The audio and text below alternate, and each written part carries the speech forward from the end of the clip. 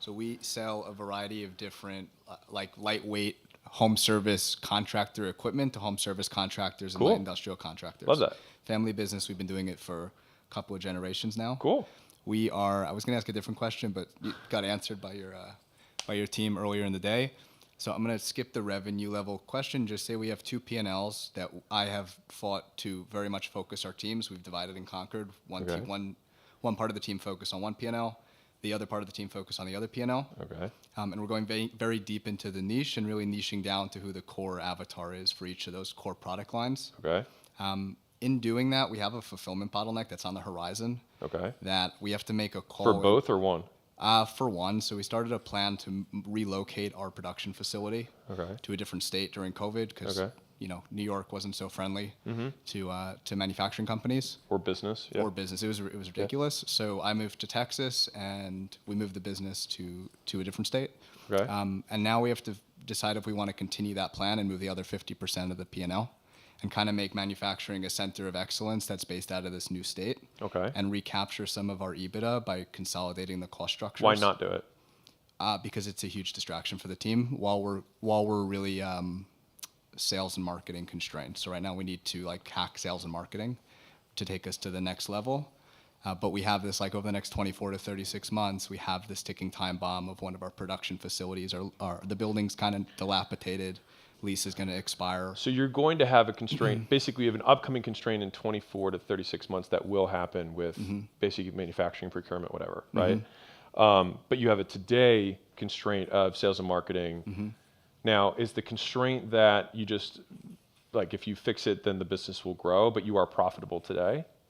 What do you mean? So so the one that's coming in 24 to 36 months is an existential threat. Right, because if the building's falling apart and you have to find a new location anyways, that's an inevitable threat. If you don't solve that, you won't be able to continue that line of the business, right? The constraint in terms of the short term is just I want to get bigger, and the thing that's limiting me getting bigger is sales and marketing, correct? So,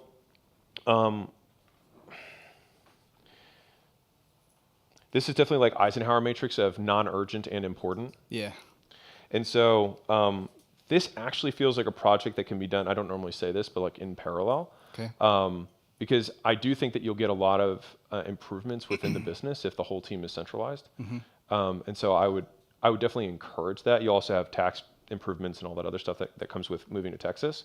And the reason that I lean towards saying that's probably worth doing is that let's play it out the other direction. If we crush marketing and sales in a good way, it's we're just going to exacerbate how quickly that next constraint's going to come. And so I probably lean towards let's pull the facility in, then we can crank the hell out of this. The reason I said concurrent is a lot of times the leaders that are going to be in charge of one are going to be very different than leaders that are in charge of the other. And so it might be something that you can do at the same time, which again, I don't normally say it, but you just finding, basically managing the move between these two places, a pain, but not, to me, that's a 12-week project. Okay, and if we're capital constrained in doing both, any okay, tips? So there is a capital constraint. That's why I asked about the profitability. So we're profitable, yeah. But to fund a move and do it securely where we're not. What would that represent in terms of percentage of yearly cash flow? From what do you mean? If you were to move, how much cash does that represent for you as a percentage of how much free cash the business generates per year? 45%. Okay, so about half roughly about half your profit would go towards the move for 1 year. Conservatively. Okay, conservatively. So if we were to increase marketing and sales, then we could get more cash flow. And would we be able to do that without incurring the supply constraint that the existing dilapidated location would cost us sooner? Yeah, so you're saying max out these two facilities. Yes, and can we make more money faster so that we can do the move faster? Yeah, probably. Okay, then it would be sales and marketing first, free up cash, deploy the cash as the reinvestment strategy. There's a good return on capital, so it totally makes sense. Bring that in, recapture EBITDA, and then it makes sense. Okay, and take anyone who's on the marketing and sales projects, totally off that and just have them start planning for this move? Have someone own that now? No, I think marketing and sales first. Marketing and sales first, free up cash flow, bring somebody else in who can project manage the move, and if they're a good project manager, you'll want to keep them long term. Okay, cool. Thank you. Appreciate That you. was a fun one. That was good. If you are a business owner and you are not growing as fast as you'd like, I'd like to give you a free gift. So my team and I put together the $100 million scaling roadmap, which is basically 200 hours of us looking over all the portfolio companies we've had and what stages of growth they went through, and more importantly, where they got stuck and how they got past it.